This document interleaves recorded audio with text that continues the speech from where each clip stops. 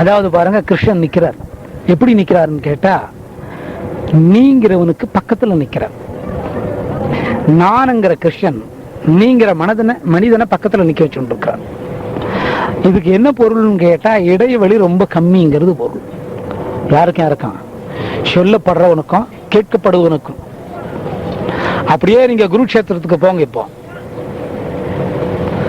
கிருஷ்ணன் அருகில யார் இருக்கிறது? அர்ஜுன். எவ்வளவு கிட்ட பாருங்க, ஒரு தேருக்குள்ளதான். யாரு? ஒரு தேருக்குள்ள. அந்த இடத்த கொஞ்சம் அலசி பாருங்க. கிருஷ்ணன் கீழே இருக்கிறார் தேர்ல, அம்பு விடக்கூடிய அர்ஜுனன் மேல இருக்கார். இதுலயே பாருங்க, விபூதி யோகத்தோட குணம், சொல்லப்படுபவன் தாழ்ந்து சொல்லணும். அப்படி தாழ்ந்து சொன்னா கேட்கப்படுவன் ஆணவம் போகும். இந்த விபூதி யோகத்தின் வாயிலாக அந்த விபூதி யோகமே மனுஷனை பக்திவானா மாற்றும். அதனால நெருக்கத்தில் இருக்கிறாங்கிறது பொருள். இந்த நீயும் நானுங்கிறது என்ன பொருள்? கேட்கிறவனும் சொல்றவனும் ரொம்ப அருகில் இருக்கிறாங்கிறது பொருள். இது அப்படியே குருக்ஷேத்திரத்துக்கு நம்ம திரும்பி போனீங்கன்னா, இப்ப நம்ம எல்லாம் எங்க இருக்கிறோம்? குருக்ஷேத்திரத்தில் இருக்கிறோம். ஆளாளுக்கு ஒரு கத்தியை வச்சுக்கிட்டு, ஒரு கேடயத்தை வச்சுக்கிட்டு அங்க இருக்கிறோம். இந்த சூழ்நிலையில பாத்தீங்கன்னா, ஒரு தேருக்குள்ள 4 வேதங்கள் பூட்டிய குதிரை உள்ள தேருக்குள்ள, தர்மம் அப்படிங்கிற தேருக்குள்ள கிருஷ்ணன் சேவகனா இருக்கிறார். என்னது?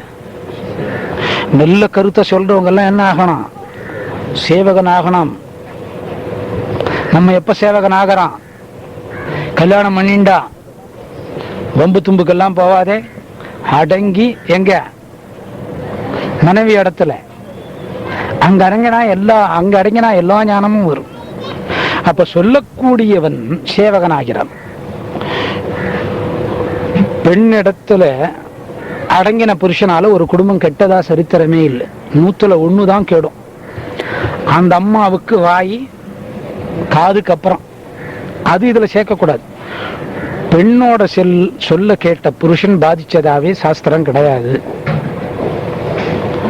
எங்கேயாவது உண்டா? வந்த உடனே தனி கொடுத்தன வாங்கன்னு இவனை கூப்பிடுவாங்க. இவன் 20 வருஷம் கேட்க மாட்டான். எப்ப கேட்பான்? பல்லு போய் மண்டையில முடி போனதுக்கு அப்புறம் கேட்பான். யாரு? இத முதல்லயே கேட்டா எவ்வளவு நன்னா இருக்கேன் கேட்பானோ? கேட்கவே மாட்டான். சொந்தமெல்லாம் போனதுக்கு அப்புறம் யார் சொல்றது கேட்பாங்க? ஆமா, அதுக்குதான் சம்சாரம்.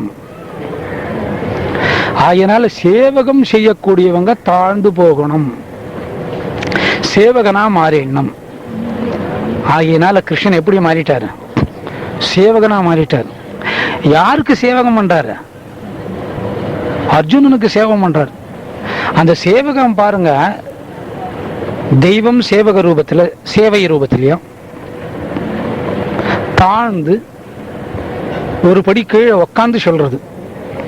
எதிரில் இருக்கிற அர்ஜுனன் பாருங்க, மாயை. மாயைக்கு எது தாழ்ந்து போகுது பாருங்க? தெய்வம். ஏன்? தன் வழி அதை கூட்டுட்டு வந்தாதான் போர் நடக்கும்.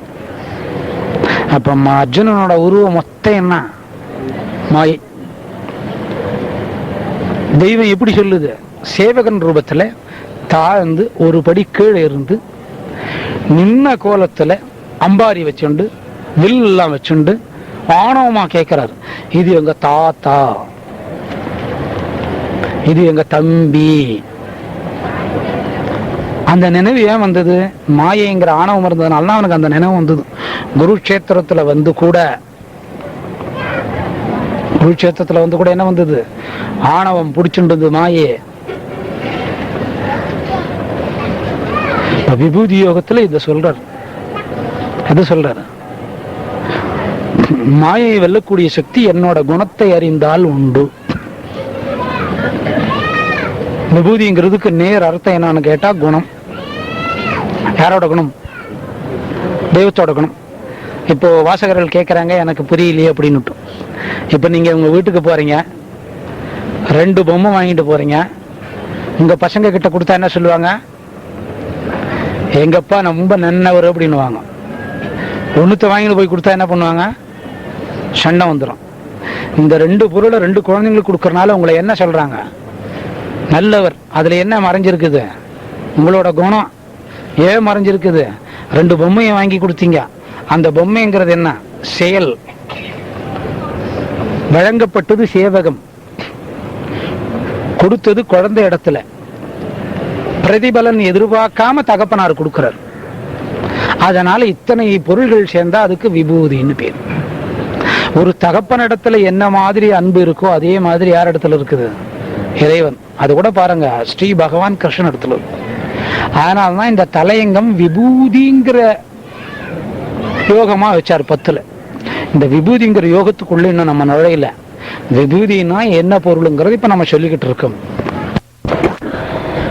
அதாவது பாத்தீங்கன்னாக்கா குணங்கள் சொல்றோம். மனுஷனோட வாழ்க்கையில சொல்ற போது குணங்கள் ரொம்ப வித்தியாசம்.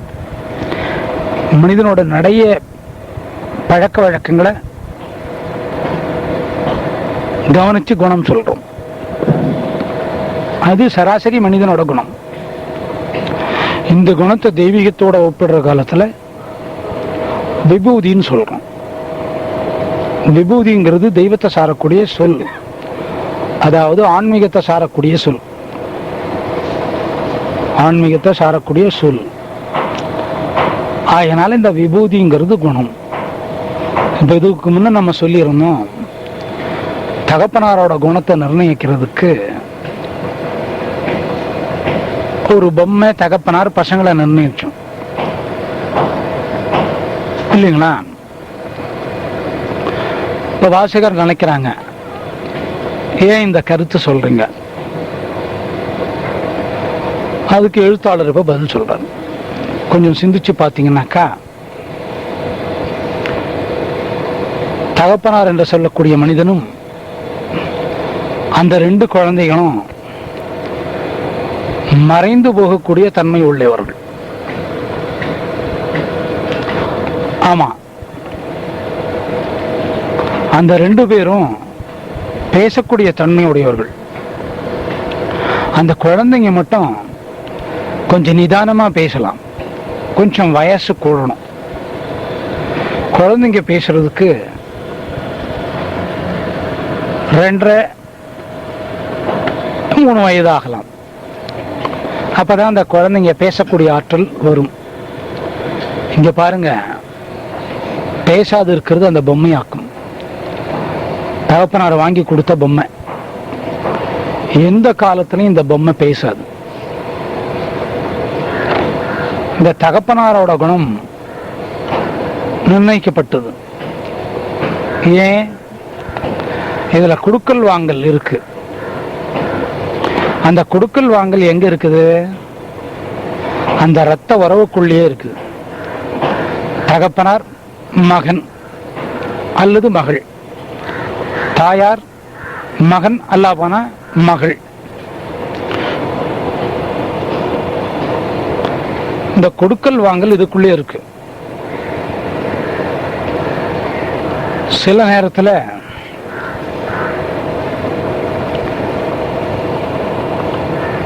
கொடுக்கல் வாங்கல் ஒரு மனிதனுக்கோசரம் ஒரு உயிரை கொடுக்க முடியாது. அது ரொம்ப கஷ்டம். ஏதோ ஒரு 2 இடத்துல ஆர்த்தமார்த்தமாக அது நடக்கலாம். அது கூட சட்டத்துக்கு புறம்பானது. இது பொது வாழ்க்கைக்கு பொருந்தாது. எப்படி பார்த்தாலும் எல்லாம் அழியக்கூடியவங்களே. இப்ப வாசகர்கள் மனசுல என்ன தோணுதுன்னு கேட்டா, இந்த பொம்மை கதை ஏன் சொன்னீங்க? அதுக்கு எழுத்தாளர் சொல்றார், ஆமாங்க நிஜம்தான். எதிரில் இருக்கக்கூடிய பகவத்கீதையில கிருஷ்ணனுக்கு எதிரில் இருக்கக்கூடியவர் அர்ஜுனன், பேசக்கூடிய நபர். கிருஷ்ணன் கூட தெய்வமா இருந்தா கூட மனித உருவம் தாங்கி வந்த ஒரு மனிதன். கிருஷ்ணன் தெய்வமா இருந்தா கூட மனித ரூபத்துல அந்த போர்வையில வந்திருக்கார். அதனால 2 பேருக்கும் இதுல மனித ரூபத்துக்கு உண்டான ஒற்றுமை இருக்கு. இப்ப பாருங்க, பொம்மை வாங்கி கொடுத்ததுனால குழந்தைங்க தகப்பனார நல்லவங்கன்னு சொன்னது. வாங்கி கொடுக்கலன்னா மனசு வருத்தப்படும். தகப்பனாரோட குணம் நிர்ணயிக்கிறதுக்கு அந்த பொம்மைகள் தேவைப்பட்டது, கொடுக்கல் வாங்கல். இதை முன்னே சொல்லியிருக்கோம். ஒன்று பேசும், ஒன்று பேசாது, பொம்மை பேசாதுன்றது சொல்லியிருக்கோம். தகப்பனார் பேசும், குழந்தைங்க பேசும்னு சொல்லியிருக்கோம். பேசாத ஒரு பொருளை வச்சுண்டு, அதாவது பொம்மை, தகப்பனாரோட குணத்தை நிர்ணயிக்கும். தகப்பனாரோட குணத்தை நிர்ணயிக்கும்.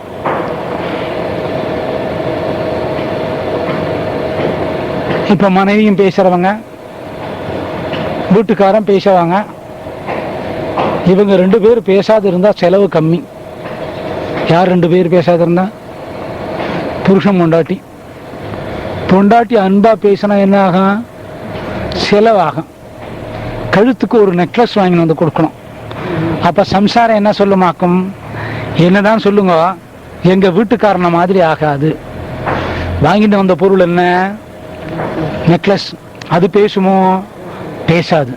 இப்ப இந்த நெக்லஸை வச்சு யாரோட குணத்தை நிர்ணயிக்கப்பட்டது? வீட்டுக்காரோட குணத்தை நிர்ணயிக்கப்பட்டது. நல்லவருன்னு சொன்னாங்க. ஆனா வீட்டுக்காருக்கு உள்ளர எப்படி இருக்கும்? ரொம்ப எரிச்சலா இருக்கும்.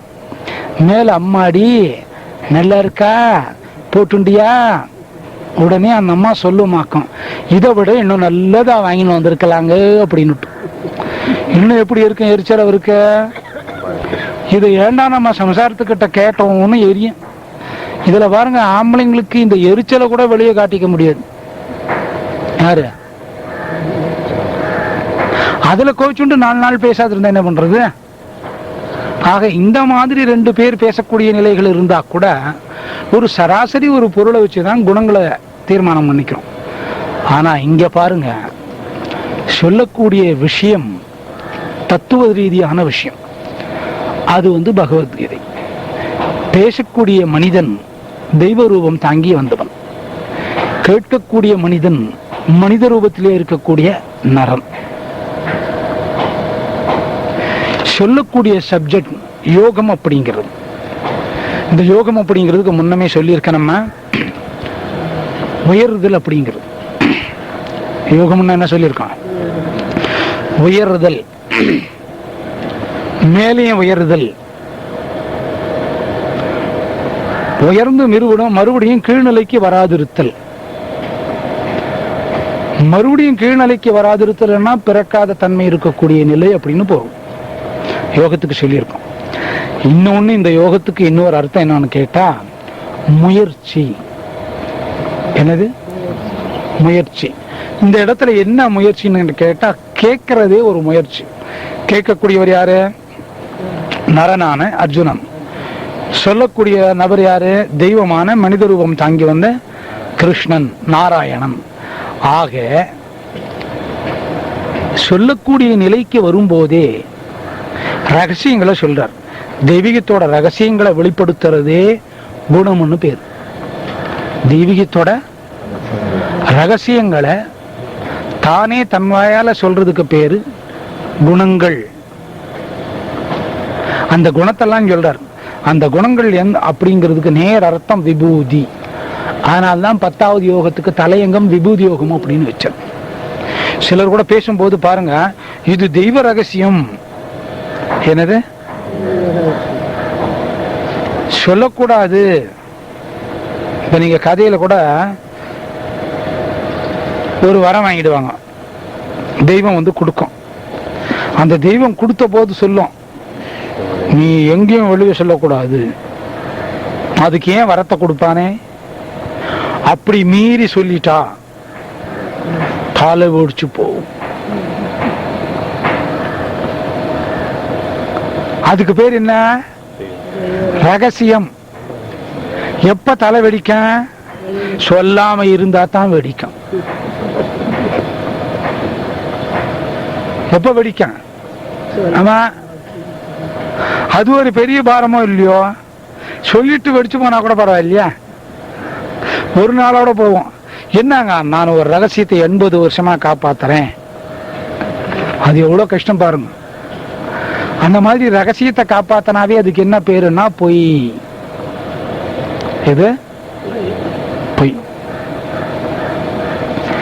ரகசியத்தை காப்பாத்தினாவே என்னது? பொய் தான். என்ன மறைச்சு வச்சிருக்கிறாரு? உண்மையை மறைச்சு வச்சிருக்கிறார். பொய்யே இல்ல தாயே, வடையோட சாப்பிட்டா அப்படித்தான் இருக்கேன். நெய்ய மறைச்சு வைக்கிறதே என்ன? பொய். இந்த பொய்ங்கிறது எவ்வளவு கரெக்டா சொல்றீங்க பாருங்க. பொய் பொய். தன்னுடைய ஆத்மார்த்தமான தேவ ரகசியங்களை, அந்த குணங்களை சொல்றார். வேற யாராவது சொல்ல முடியுமோ? அந்த குணங்கள் தான் விபூதின்னு நிர்ணயிக்கப்படும்.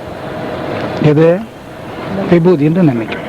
இன்னும் ஒரு காரணம் என்னன்னு கேட்டா, இந்த குணத்துக்கு பேரு, விபூதிக்கு பேரு இந்த தெய்வத்தோட திருமேனி அழகு. என்னது? திருமேனி அழகு. திருமேனி அழகை எல்லாமே நம்ம ரசிச்சிருக்கோம். மேனியோட அழகு.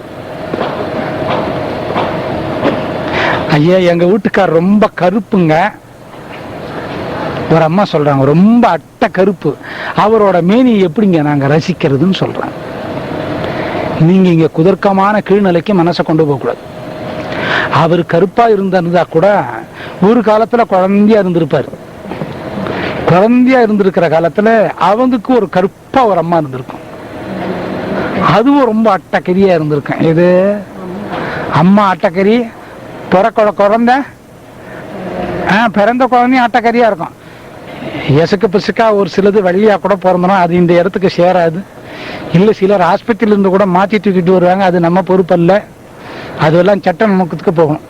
அப்படி கருப்பா இருந்த குழந்தைய என்ன பண்ணிருப்பாங்க? என் கண்ணே, எதை பார்த்த? அந்த கண்ணு என்ன கலரு? அட்ட கருப்பு. என் ராசா. எதை பார்த்து கொஞ்சறாங்க? குழந்தைய பார்த்து. என் கோமேதகமே. இது சாணி கலர்ல இருக்கும். இது அது கூட பாருங்க, எரும மாடு தான் போயிட்டே போட்டுக்கிட்டே போவோம், அந்த மாதிரி இருக்கேன், அந்த கலர். ஆனா அந்த திருமேனியை யார் ரசிச்சது? தாயார் ரசிச்சாங்க. அப்ப அந்த திருமேனியை அந்த தாயார் ரசிக்கிற காலத்துல தாய் இடத்திலையும் காமக்ரோத லோபம் இல்லை, மகன் இடத்திலையும் காமக்ரோத லோபம் இல்லை. பாடா கண்ணு, இந்த தாயார் தன் மகனை அப்படியே கட்டி பிடிச்சுக்கும். உடனே அந்த மகன் என்ன பண்ணுவான்னு கேட்டா கண்ணத்துல ஓங்கி அறையுவாங்க. அது தாயாருக்கு எப்படி இருக்கான்? என்ன மாதிரி என் பையன் அரைஞ்சான் பாத்தியா? அப்ப இதுக்கு பேரு மேனிய ரசிக்கிறோம். அந்த மேனிய ரசிக்கிற போது என்ன இல்லை? அதுல காமம் இல்லை, குரோதம் இல்லை, லோபம் இல்லை. அதே மேனி வளர்ந்த போது தாயார் என்ன சொல்றாங்க? டேய் பையா, வளர்ந்துட்ட, தள்ளி படுத்துக்கோ. எது? கொஞ்சம் தள்ளி படுக்க வைக்கிறாங்க. அப்ப பையனோட திருமேனியை ரசிக்க மாட்டாங்க. இன்னும் கொஞ்சம் வளர்ந்துட்டா, இப்ப நீ ரொம்ப பெரியவன் ஆயிட்டடா, கல்யாணம் பண்ணிக்கிற வயசு. யார் சொல்றது? தாயார். அந்த பையன் செவனேன்னு இருப்பான். இவனே இந்த அம்மாவே என்ன சொல்லலாம்? நீ கல்யாணம் பண்ணிக்கிற வயசு. உடனே பையன் ரோசனை பண்ணி நமக்கு கல்யாணம் வேற பண்ணுவாங்க போல.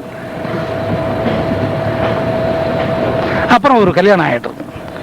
ஆனா உடனே அம்மா நீ ஏன் இங்கெல்லாம் வளர்த்துற? தள்ளி போ. அப்ப அந்த மேனியை ரசிக்கக்கூடிய தன்மை வேற விதம். ஏன்னா இந்த உடலுக்கு மாயை பற்றிருக்கிறதுனால காமம், குரோத, லோப, மதம், ஆச்சரியம் உண்டு. ஆனா இதே உடல் அழகு சார்ந்த கிருஷ்ணன் அப்படிங்கிறது வர்ற போது காம, குரோத, லோப, மதம், ஆச்சரியம் இல்லை. அதனால அவருக்கு சொல்ற போது மேனி அழகு. என்னது? மேனி அழகு எப்பவுமே குறையாது. இப்ப ரொம்ப வயசாகி போயிட்டா என்னங்க? பவுடரும் கூடரும் சொட்டும் குண்டும் போட்டு இவர் நடந்த நடப்ப பாத்தீங்கன்னா அப்படி நடந்திருப்பார். ஒரு 50 வருஷம் பொறுத்து பாத்தீங்கன்னா யார் அது? அவரே சொல்லிப்பாரு, நான் தாங்கன்னுட்டு. இதுக்கு முன்னே இவர் எப்படி இருந்தாரு? எல்லாம் தளர்ந்து போனது. ஆனா தெய்வத்தோட திருமேனி யுகாந்தரத்துக்கு தளராது. ஆகையினால தெய்வத்தோட திருமேனியை ரசிக்கிறது கூட விபூதி யோகம். எது?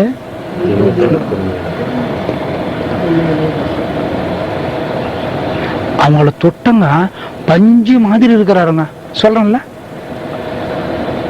ஐயோ எங்க வீட்டுக்காரம்மா கையெல்லாம் மொரட்டுத்தனமா இருக்கும், அதனால நான் கொஞ்சம் தொலைவாவே நின்று பேசுறது யார் சொல்லுவாங்க. அவர் பாருங்க பஞ்சு பஞ்சா இருக்கிறாருங்க, என்ன சாப்பிட்றாருன்னு தெரியல. அப்ப என்ன சொல்றான், அந்த மேனியோட தன்மையை சொல்றோம். அதே தெய்வீக சம்பந்தமான மேனியை ரசிக்கிறதுக்கு பேரு விபூதி. தன் மேனி எப்படி இருக்குன்னு நினைச்சு பார்க்கிறாரு விஷ்ணுவா இருக்கிற காலத்துல. அதனால்தான் மேனியை வச்சு காதல் பண்றா சீதா. எதை வச்சோ? ஆமா, கண்ணழகு, காலழகு, மூக்கழகு எல்லாம் பார்க்கல. என்ன பார்த்தாங்களாம்? முன்னால லட்சுமணன் போனார், பின்னால ராமன் போனார் ஆக்கும். அந்த கரிவட்டையை பார்த்து காதல் வந்துதான். அதுக்கு என்ன காரணம்? புஜம். என்னது புஜம்? இப்ப நமக்கு புஜம் தான் 4 பேரை தட்டி சாச்சிடும். அப்ப மேனி அழக ரசிச்சது யாரு? இந்த இடத்துல சீதை, அந்த இடத்துல ராமன். இதுக்கு பேரு திருமேனி அழகு. இதுல இந்த ரசனைக்கு என்ன பேருன்னு கேட்டா விபூதி. இப்ப சராசரி மனிதர்கள் ரசிக்கிற போது அது காதல் வயமாயிடும். என்னது? காதல் வயமாயிடும். இதே தெய்வீகத்து போறோமா, தெய்வீக வழியில போற போது இதுக்கு திருமேனி அழகு. மேனி அழகால கூட முக்தி வரலாம். எதால? மேனி அழகால கூட ஒரு மனுஷன் அதை ரசிச்சா கூட முக்தி வரலாம்.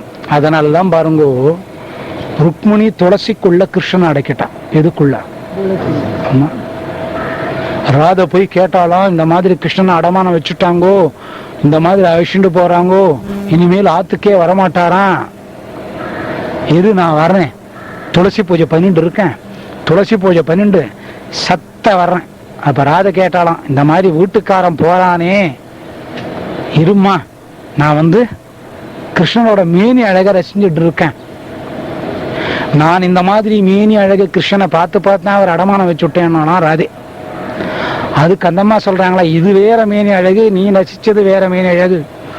உடனே போய், கிருஷ்ணா இந்த துளசிக்கு நீ நிகரானா, இந்த துளசிக்குள்ள நீ இருக்கிறேனா, ஒரே ஒரு துளசியை போட்டாலும் என்ன எடுத்துவான்? ஜட சரியா வந்துடுது. அதுக்கு என்ன பேரு? திருமேனி ரசித்தல். அந்த திருமேனி ரசிச்சா கூட முக்தி வரும் அப்படிங்கிறது குணம், குணாந்திரியங்கள். அதுக்கு பேரு விபூதி யோகம். அதுக்கு பேர் என்ன ஆறுது? விபூதி யோகம் அப்படிங்கிறது. அது இதுல என்ன ஒரு விஷயம்னு கேட்டீங்கன்னா, நம்மளை பத்தி சொல்லிட்டே வந்தோம்னா 10 வருஷத்துக்கு சொல்லலாம், 20 வருஷத்துக்கு சொல்லலாம். 30 வருஷத்துக்கு அப்புறம் அவரை பார்த்தீங்கன்னா சதையெல்லாம் சுருங்கி ரொம்ப மோசமாயி இவரோட நண்பருக்கே தெரியாது. என்னடா உன் பேரு கோவிந்தனா, எல் கோவிந்தனா கே கோவிந்தனா? ரெண்டும் இல்லடா, உன் கோவிந்தன். அடையாளமே தெரியலையடா. அது உனக்கு தெரியாது இருக்கிறதுக்கு காரணம் என்னன்னா, முடி ஒரு ரவ்வ கூட தலையில் இல்ல. சரி, முடிதான் தலையில் இல்லடா, இவ்வளவு அசந்து போயிருக்கிற, என்ன பண்றது? வந்த சம்சாரம் அப்படி. இது ஒத்து வராது. தன்னை பத்தி சொல்லிட்டே வரும்போது அது பெருமையாகாது. தன்னை பத்தி தன்னோட வாயாலேயே தானே முன் ஒரு நரனை தயார் பண்ணி நரனை எதிரில் நிக்க வச்சு ஒளிமறைவு இல்லாத தெய்வீக குணங்களை சொல்றதுக்கு பேர் கூட விபூதி யோகம்.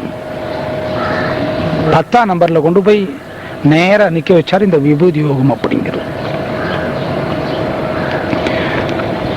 தன்னோட ரகசியத்தை நான் தெய்வம், நான் தெய்வம், எந்த அவதாரத்திலையும் நான் தெய்வம் அப்படிங்கிறது சொல்லல. நான் தெய்வம் அப்படின்னு சொன்னது கிருஷ்ண அவதாரத்துல மட்டுமே. நான் தெய்வம். அதனாலதான் அந்த 10வது யோகத்துல நீயும் நானும், நீங்கிற மனுஷனை எதிரில் நிக்க வச்சு நரன், நானுங்கிறது கிருஷ்ணன் நிக்க வச்சு சொல்றார். அதனால நீயும் நானும் எங்க சொல்றது? ஆமா, 10வது யோகத்தில் சொல்றார், தன்னோட வாயில சொல்றார், உண்மையை சொல்றார், தெய்வீக சக்தியை சொல்றார், எல்லாத்தையும் சொல்றார். தான் தெய்வம்ங்கிறது கிருஷ்ண அவதாரத்துல மட்டுமே தெரியும். மற்ற அவதாரத்திலெல்லாம் தான் தெய்வம் அப்படின்னு தெரியாது. 3 காலமும் தெரிஞ்சது யாருக்கு? கிருஷ்ணாவுக்கு. ராம அவதாரத்துல ராமனாவே வாழ்ந்தார், மனித ரூபத்திலேயே மனிதன் குணத்தோட வாழ்ந்தார். மனிதனோட குணத்துல வாழ்ந்ததுனால தான் சீதை போனதுக்கு கலங்கினார். யாரு? மனசு அப்படி கலங்கினார். ஏன்? ராம அவதாரத்துல தான் மனிதனாவே இருக்கணும்னு மனித குணங்களோட பிறந்தார். ஆகையனால சீதை போனதுக்கு அழுதார். இப்ப ஆம்பளைக்கு வீட்டுல 10 நாள் பொம்பளை இல்லைன்னா எப்படி இருக்கும்? அவ்வளவு குஷியா இருக்கும். அப்பா நிம்மதியா இருக்கடோ, 10 நாள் வரமாட்டாளா, சந்தோஷமான செய்தி. 10 நாளைக்கு எல்லாமே மிச்சம். பவுடர்ல இருந்து சோப்புல இருந்து நொல ஆக்கி வச்சு குளிச்சா ஒரு அழுக்கும் போகாது, வெளியில தான் சவுண்ட் வரும், புசு புசு புசுன்னு. இந்த ஆம்பளைங்க பாவம் சரியாவே குளிக்கிறது இல்லை, அவங்க தலைவீதி. ஆனா ராமன் அழுது காரணம் என்ன? தன் மனித ரூபம் தாங்கி மனிதனா வந்து மனிதன் மாதிரியே வாழ்ந்ததுனால சீதை போனது கழுதார். இங்க தெய்வத்துக்கு இதுதான் நடக்கும்னு தெரியும். தெய்வ குணம் தாங்கி வந்ததுனால யசோதையை விட்டு பிரிகிற போதும் வருந்தல, தேவகி விட்டு பிரிந்த போதும் வருந்தல். இங்கிருந்து கொண்டு போய் அங்க மாத்தி வையணும்னு சொன்னார். பெற்றவங்களுக்கு எவ்வளவு வருத்தமா இருக்கும். இந்த மாதிரி வருத்தப்படுவாளேங்கிறது கூட வருத்தப்படல. அதுதான் தெய்வத்தோட விபூதி, அதுதான் தெய்வத்தோட குணம். யசோதை இடத்துல வந்தாரு, அதை விட்டும் புரிஞ்சு போடுறாரு. அந்த அம்மா பலகாலம் கஷ்டப்படுறாங்க, பையனோட கவனமாவே இருந்து உயிரை மாச்சிக்கிறாங்க, உயிரை விட்டுறாங்க. இப்படி இந்த யசோதையை செத்து போயிடுவான்னு கிருஷ்ணாவுக்கு தெரியும். பால வயசு, அதனால்தான் பாலலீலைன்னு இருக்கு, கிருஷ்ணனோட பாலலீலை. அதுக்கு கூட தான் வருத்தப்படலை. காரணம் என்ன? மகாபாரத யுத்தத்தை உண்டாக்கி மகாபாரத யுத்தத்தை முடிக்கணும், தான் வந்த காரியம் பகவத்கீதை சொல்லணும். அதனால யாரை பற்றியும் வருத்தப்படல. தன்னை பத்தி உள்ளதை தன்வாயாலே சொன்னதுக்கு பேரு விபூதி. இன்னும் இதனோட சுருக்கம் என்னன்னு கேக்குறாங்க. இப்போ இதனோட சுருக்கம் என்னன்னா, மாயைக்கு உட்படாதது விபூதி. அதாவது பாருங்க, இப்ப வாசகர்களுக்கு இன்னும் ஒரு வினா வருது. அது என்ன வினான்னு கேட்டீங்கன்னா, மாயைக்கு உட்படாதது விபூதி. நீங்க அதாவது 10வது தலையங்கத்துல விபூதி யோகத்தை பத்தி சொல்றோம். சுவாமியோட குணம், திருமேனி, அர்ச்சனா அழகை பத்தி சொல்றோம். இப்ப இதுல மாயைக்கு உட்படாததுன்னு சொல்றோம். இப்ப இடையில வாசகர்களுக்கு இன்னொரு கேள்வி பிறக்குது. குணம் அப்படின்னு சொல்றீங்க, விபூதின்னு சொல்றீங்க, குருட்சேத்திரத்துல ஏன் இந்த மகாபாரத யுத்தத்தை பத்தி சொல்லணும்? இது குருட்சேத்திரம்ங்கிற ஒரு இடத்தை ஏன் தீர்மானம் பண்ணணும்? போர்க்களம் அப்படிங்கறத ஒன்னத்தை தீர்மானம் பண்ணி எல்லா சொந்தங்களும் ஒன்று சேர்த்து, எல்லா படைகள் ஒன்று சேர்த்து அந்த இடத்துல வந்து பகவத்கீதைங்கிறது சொல்லணும் சொல்றார். அப்ப தப்பிதமா விபூதி யோகம்ங்கிற தலையங்கத்தை சேர்த்து இருக்கிறார 10ல. அதுக்கு நீங்க இப்ப குணம்னு சொல்றீங்க. போர்க்களத்துக்கும் இறைவனோட குணத்துக்கும் சம்பந்தம் இல்லையே. அப்ப இந்த 10வது தலையங்கம் விபூதி யோகம்ங்கிறதே சேராதே. குருட்சேத்திரத்துல சொல்றாருங்க, குருட்சேத்திரம்ங்கிறது போர்க்களமான பூமி. சொல்லப்பட்டதோ பகவத்கீதை. அந்த பகவத்கீதையில 10வது தலையங்கம் விபூதி யோகம். விபூதிங்கிறதுக்கு தெய்வத்தோட குணம், பக்தி, திருமேனி அழகு, பூஜா புனஸ்காரத்தை பத்தி சொல்றதா இருக்கிறது. ஆனா இந்த தலையங்கத்துக்கும் போர்க்களத்துக்கும் சம்பந்தம் இல்லையே அப்படிங்கிற ஒரு சந்தேகமும் கேள்வியும் வருது. யாருக்கு? வாசிக்கிறவாளுக்கு. இப்போ இந்த மாதிரி கேள்வி வந்துடுத்தோ அதுக்கு எழுத்தாளர் பதில் சொல்றார். என்ன பதில்? மறுபடியும் அதுக்கு இடைமறித்து வாசகர்கள் கேட்கிறாங்க, நீங்க என்ன பதில் சொன்னீங்கன்னாலும் நாங்க சமாதானமாவதா இல்லை, நீங்க கேளுங்க, சமாதானத்துக்கு வருவீங்க அப்படிங்கிறது எழுத்தாளரோட பதில். இந்த ஊனமான சாக்கெல்லாம் சொல்லாதீங்க, நேரா விஷயத்துக்கு வாங்க. யார் சொல்றா? வாசகர்கள் சொல்றாங்க. இப்போ ரொம்ப பயந்து போய் எழுத்தாளர் வாசகரோட கேள்விக்கு பதில் சொல்ல ஆரம்பிக்கிறார். இந்த பாருங்க,